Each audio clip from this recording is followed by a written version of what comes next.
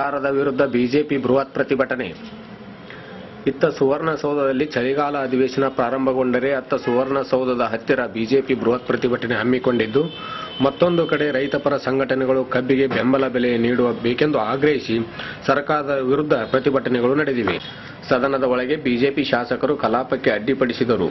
ಇತ್ತ ಹೊರಗೆ ಬಿಎಸ್ ಯಡಿಯೂರಪ್ಪ ನೇತೃತ್ವದಲ್ಲಿ ಭಾರೀ ಸಂಖ್ಯೆಯಲ್ಲಿ ಪ್ರತಿಭಟನೆ ಹಮ್ಮಿಕೊಂಡು ಭ್ರಷ್ಟ ಸಚಿವರನ್ನು ಕೂಡಲೇ ಕೈಬಿಡಬೇಕು ಮತ್ತು ರೈತರಿಗೆ ಸರಿಯಾದ ಕಬ್ಬಿನ ಬೆಲೆ, ವಿದ್ಯುತ್ ಸೇರಿದ ಹಲವಾರು ವಿಷಯಗಳನ್ನು ಇಟ್ಟುಕೊಂಡು ಸರ್ಕಾರದ ವಿರುದ್ಧ ಘೋಷಣೆ ಕೂಗಿದರು. ರಾಜ್ಯದ ನಾನಾ ಕಡೆಯಿಂದ ಸಾವಿರಾರು ಸಂಖ್ಯೆಯಲ್ಲಿ ಬಿಜೆಪಿ ಕಾರ್ಯಕರ್ತರು ಆಗಮಿಸಿದ್ದು ಪಕ್ಷಕ್ಕೆ ಮತ್ತಷ್ಟು ಹುಮ್ಮಸ್ಸು ಬಂದಿದೆ. ಆದರೆ ಪ್ರತಿಭಟನೆಗೆ ಆಗಮಿಸಿದ್ದರು ಮತ್ತು ಯಾವುದೇ ಅಹಿತಕರ ಘಟನೆ ನಡೆಯದಂತೆ ಭಾರೀ ಪೊಲೀಸ್ ಬಂದೋಬಸ್ತ್ ವಹಿಸಲಾಗಿತ್ತು. ಇತ್ತ ಮರಾಠಿಗರು ಮಹಾಮೇಳ ಕೂಡ ನಡೆಸುತ್ತಿದ್ದು ಪೊಲೀಸರಿಗೆ ನುಂಗಲಾರದ ತುತ್ತಾಗಿದೆ.